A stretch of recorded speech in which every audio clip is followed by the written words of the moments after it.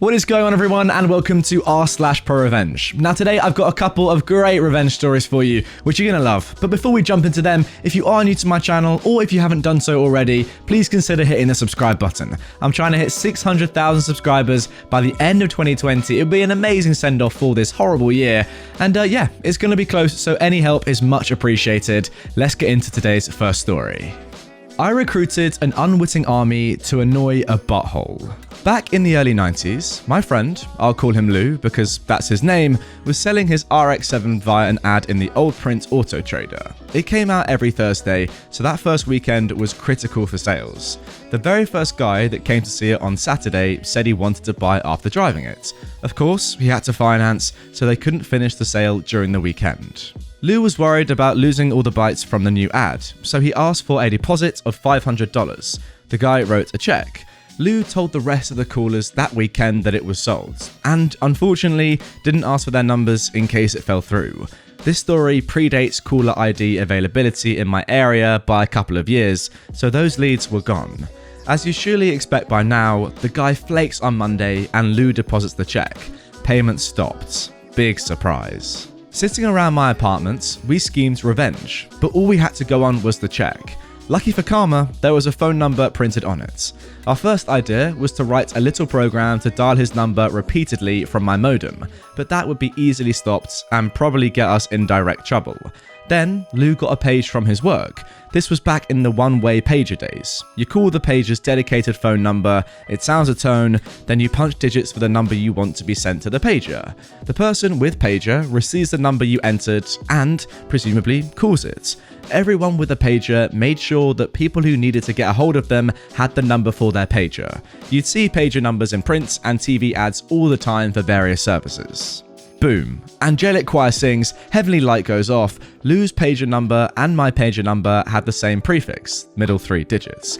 What if we randomly dial numbers with that prefix and page them all to this guy's number? So, we order a pizza, open some beers, and start looking through the yellow pages at locksmiths and tow truck services to find more pager prefixes. We wind up with a dozen or so.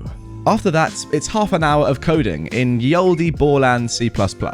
I put together a program that would cycle through our list of known prefixes and add a random final 4 digits to get a random pager.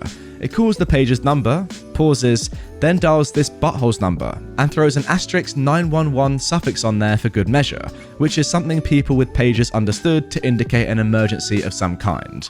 The whole thing was just generating a string like random numbers and letters, insert butthole number here, and then the 911 at the end, where XXX is the pager prefix and YYYY is random.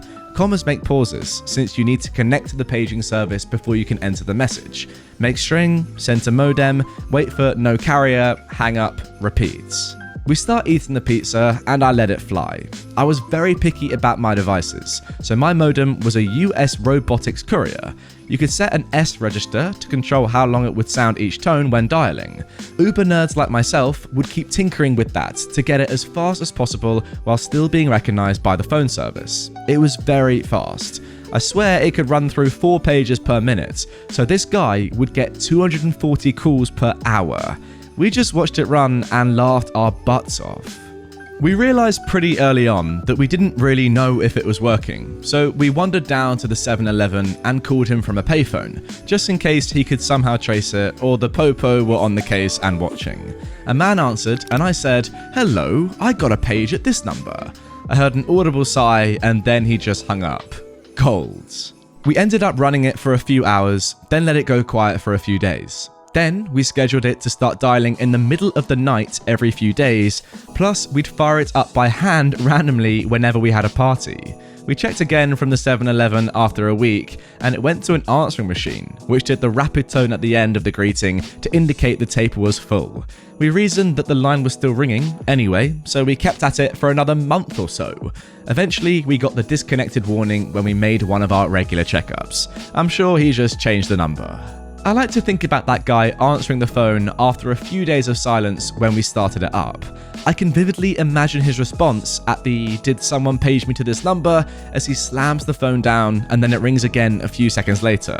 Or, of course, coming home from work and having an answering machine full of random people asking about being paged. And yeah, we annoyed several thousand people into calling this guy by the end, but each of those people was only put out for a single call. A cost? Yes, but a necessary one for justice. Yeah, not gonna lie guys, when I first read the title of this post, I was genuinely thinking to myself, has this guy legitimately somehow got an entire army to unwittingly enact his revenge for him? Because if that was the case, that would have been incredible. The story was good, but it wasn't as good as I was hoping, I'll be honest, because I was hoping for, you know, a massive army of a country to get involved. But it was an army in a different sense, I guess, which is still decent nonetheless. I did think though that perhaps it was a little bit overboard, I'm not gonna lie. I know you did get let down by this guy and you didn't even get the deposit. I mean, that is a bad thing. I don't mind people pulling out of deals, but come on. If there's a deposit, you have to at least pay the deposit. That's the point of a deposit. And yeah, I do agree, it probably was annoying, but it was a bit unnecessary to make him change his number. But then again, it was a bit unnecessary for him to not pay you. Now moving on to our next post, glasses. You called me names for a month and humiliated me for fun.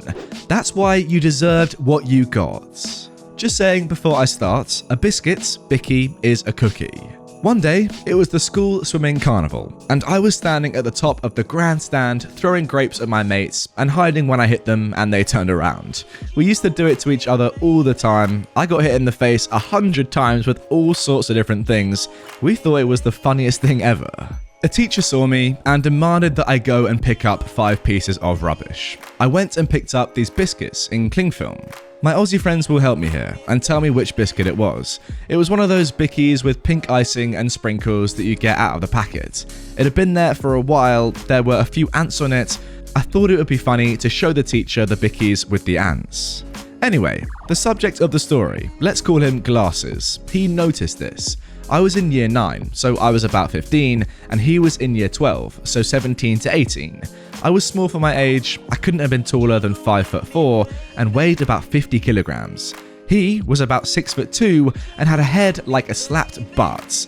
Anyway, he proceeds to follow me to the bin and say something to the tune of, "Hey Bicky boy, hungry for bickies?" "Nah, I'm just..." "Go on, eat the bickies, Bicky boy, go on." And that kind of went on for 5 minutes. I told him to shut the F up, and he laughed, so that booed me out for the rest of the day. Then he was on the same bus back to school. Every 5 minutes, "Hey Bicky boy, got any bickies?" Alright, chalk it down to a bad day. Tomorrow's new, no worries. Every day for a month, I'd see him in the halls, a guy I'd never spoken to before, and he chanted Bicky boy at me every time, sometimes with friends and sometimes on his own. I ignored it and moved on. My father figure had just died, I was addicted to pots, I was in a real rut, you know, getting bashed at home and stuff, I really didn't need it. I was close to reaching one of my classes one day, one bad day, when I heard a noise come out from the stairwell. "Hey, Bicky boy." That was freaking it. He was never going to look my way again. I was one of those kids who was pretty unkempt. I always had my shirt untucked and my tie done haphazardly, and my locker was more a collection of useless paper than an organised shelf. I procured an apple that had seen better days and smelled like it, pulled a Ziploc bag full of bickies out of my own lunch bag, emptied it, put the apple in and stomped on it. Voila, apple puree. I had seen where Glass's locker was, as I was now very aware of his presence in any room, and he made the smart decision to leave it unlocked on a regular basis.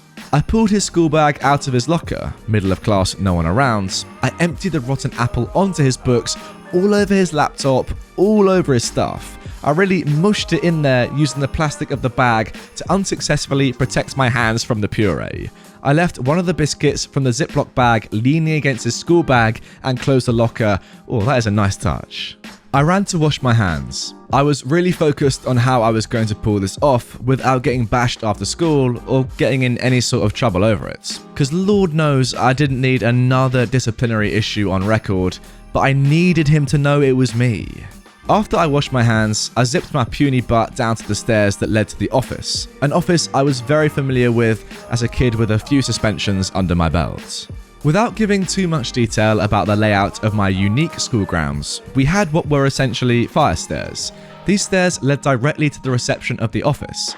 I put my back against the wall, right at the door of the exit of the stairs, took a huge, deep breath, exhaled, and put on the saddest face I possibly could. They were more used to me being a smart butt, vindictive and spiteful. They hadn't seen me like this before. Anyway, to cut an already long story short, I confessed to doing this terrible thing and asked through crocodile tears if I could speak to him face to face, with a teacher present of course. I left out the part where I put the bicky against his bag. I didn't think that would help my case. I stayed there with the school counsellor while the vice principal pulled him from class, no doubt humiliating him.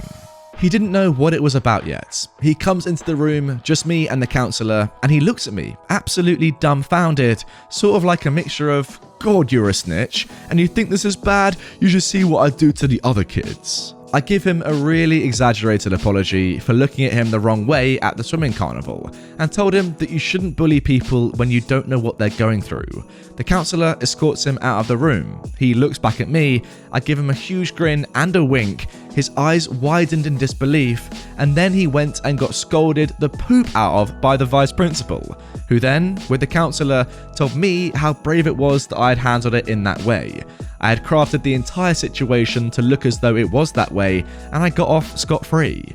He got 2 after-school detentions. Yeah, I mean, I guess you did kind of manufacture the situation, OP, but then, on the other hand, you were just being bullied anyway, and then you confessed to the school to being bullied, which is what you're supposed to do in this situation. It's a very brave thing to do. So I get what you're saying, you did all of this and you were being cheeky by doing it, I guess, in your head. But in reality, that would be the advice that I'd give to anyone in your situation, you know. How can it be fun to be going through such a bad time, you know, with your father figure dying, then getting bullied at school by someone as well who's older than you and bigger than you? Yeah, there's nothing wrong with snitching. I guess it's not the most socially acceptable thing, but if you're getting bullied and your life's getting ruined, then just do it. It's really not that deep. Anyway guys, that is going to do it for this episode of r/ProRevenge. I really hope you have enjoyed it, and if you did and you want more right away, check out this playlist of all my ProRevenge videos. If you are new to my channel, make sure you are subscribed by hitting this button and turn notifications on so you never miss one of my double daily uploads throughout December. And if you want some lovely merch for Christmas, then it's pretty much the last day you can get it before, you know, you're risking it not coming on time. That is down here as well. It's lovely stuff, helps me out massively, and yeah, you'd be supporting the channel to a massive, massive extent.